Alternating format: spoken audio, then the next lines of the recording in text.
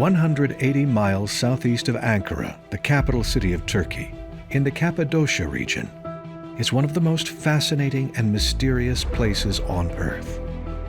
In 1963, a local villager knocked down a wall in his house while doing renovations to his basement, and what he found was a secret chamber. Even more remarkable was that this chamber had a tunnel opening along one of the walls. That tunnel turned out to lead directly into the Derinkuyu underground city. A city lost to time finally came back to light. The word Derinkuyu means deep well in Cappadocian Greek, a local dialect. Experts agree that it's an incredibly advanced and sophisticated feat of engineering that would be difficult to reproduce even today. Was this subterranean world built by humans, or could its origins be much older, from the time before the Great Deluge? Derinkuyu, this is a remarkable underground complex. It has about 18 levels of very sophisticated stone-cut rooms with corridors, with big circular stone doors between certain passages and areas. And it is one of the most remarkable constructions that I've ever visited. And what's really interesting about this is that they found Paleolithic and Mesolithic tools and sort of points there, suggesting it's extremely ancient. From a geologic perspective, the architecture and the engineering of Derinkuyu is unparalleled anywhere in the world today that we know of. These underground cities, some of them as much as 300 feet deep, holding as many as 20,000 people, are carved in place through the volcanic ash that compacted over a long period of time. This is called pyroclastic material, called tuff, T-U-F-F. It is volcanic ash that has fallen, and as that ash has fallen, it has been compressed and compacted, so it is lightweight and it's very porous.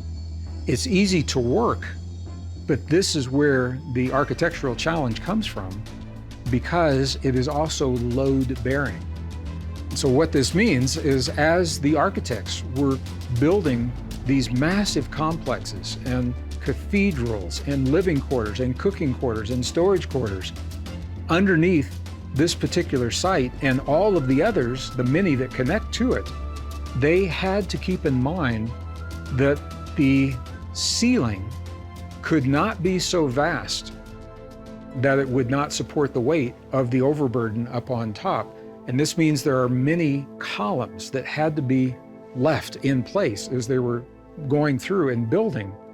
And you ask, why would people go through the trouble to build such a complex underground? The way they built it, I think, gives us a clue. Because not only did they build it 300 feet deep, but they built it so that the stone doors could be closed only from the inside, as if they were sealing themselves to protect themselves from something. What would that something be? We don't know today for certain. My sense as a geologist is it probably would not be from a flood because it's underwater, even though Derinkuyu is located at a little bit higher elevation. Perhaps a cosmic event could have been happening during the time that this was built, or the anticipation of a cosmic event. I mean, you can't date rock, which is a bit unfortunate. All we know is that the Phrygians were there, but that's relatively new culture. The Greeks were hiding there, all kinds of people have been hiding there. What is fascinating about it is the amount of rooms that this place has, and there are chapels in there. There are doors which act like airlocks, clearly keeping something out, whether it was people or water or even cosmic outbursts. Who is responsible for the sophisticated engineering at Derinkuyu? Is it possible there is more to the story about who created this architectural marvel of the ancient world? For starters, alternative researchers have noted intriguing similarities between this site and other mysterious underground complexes. The most interesting part about Derinkuyu is the fact that the upper levels are carved out almost like the same quality as the Hypogeum in Malta or the Domus Giganus tombs in ancient Sardinia. It's very sophisticated, done with extremely advanced technology. There's even a tunnel that stretches up to 5 kilometers between Derinkuyu and another underground city called Cappadocia. And so we're looking at very advanced engineering, potentially from a very, very early era.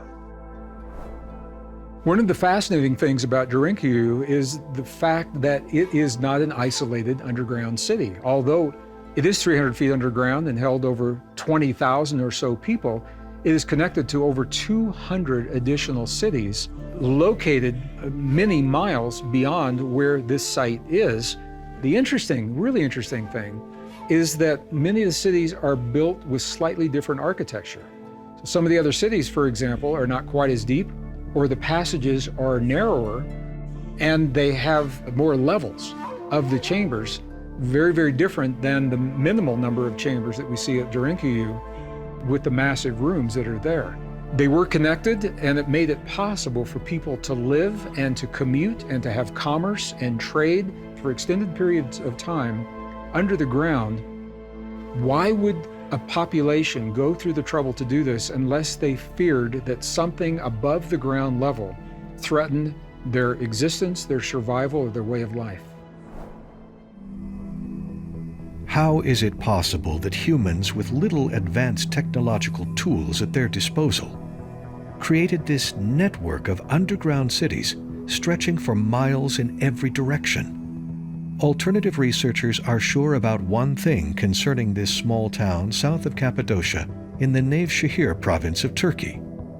There is an important story to tell here about our long-lost past. They believe that what happened here may not be what mainstream archaeologists have been insisting on for the last 60 years. Mainstream archaeologists have two competing theories about the age of this breathtaking site. The first considers that this city may have been constructed by the Hittite people around 3,300 years ago to help them withstand attacks from various enemies. Another equally common idea supposes that this place was constructed by the Phrygians 500 years later in the 8th century before Common Era. This theory assumes that the Phrygians, who were known to be very sophisticated architects and builders during the Iron Age, built this hideaway. But is there an alternative possibility? Could it be the age of this site goes back thousands of years before mainstream archaeologists insist, to a time before the Great Flooding of the Younger Dryas period? Derinkuyu is the largest and the best explored of the underground cities in the central area of Turkey, known as Cappadocia. And there are underground cities and dozens of other much smaller complexes, most of which have never ever been explored. But what's also important about Derinkuyu is that there's evidence that it could be as much as 12,000 years old. And this knowledge comes from the work of an archaeologist who was also the curator of Derinkuyu, whose name was Omar Demir. I went to Turkey and I found him. I said, tell me what evidence it was that convinced you that Derinkuyu could be 12,000 years old and was actually constructed by so-called Paleolithic peoples. And he took me down to the first level and he showed me the walls and he said, look, these have been cut using stone tools. He took me down into the next level and it was much cruder. He says, look here, these have been cut using metal tools, which shows that this must have happened during or after the Bronze Age. And then he gave me the key piece of evidence. On a riverbank, just a few miles away, what he found was Paleolithic stone tools amongst this spoil. And this was the key piece of evidence that told him that these structures must date back at least 12,000 years.